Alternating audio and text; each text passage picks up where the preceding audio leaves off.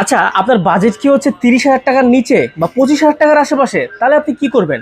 তাহলে আপনার জন্য 3টা ব্র্যান্ডের 3টা প্রোডাক্ট আজকে নিয়ে আসছি। একটা হচ্ছে আপনার pixel 7 A, which is very good device, very good price range.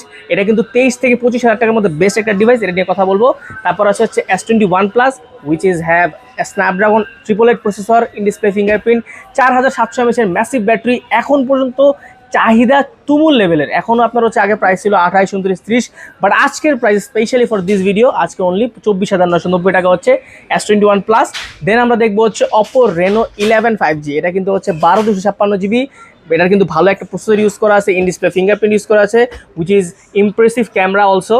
And পাশাপাশি কিন্তু এখানে ব্যবহার করা আছে আপনার সনি লেন্স ক্যামেরাতে, ট্রিপল রেয়ার ক্যামেরা সেটআপ ব্যবহার করা আছে, স্ন্যাপড্রাগন প্রসেসর ব্যবহার করা আছে।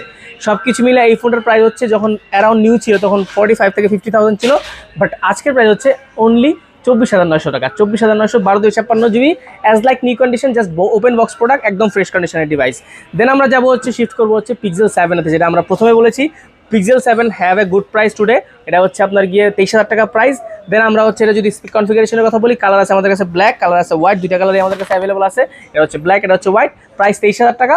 নিতে হলে আপনাকে আসতে হবে এই ডিভাইসগুলো বসুন্ধরা সিটির বেসমেন্ট 2, শপ নাম্বার 128।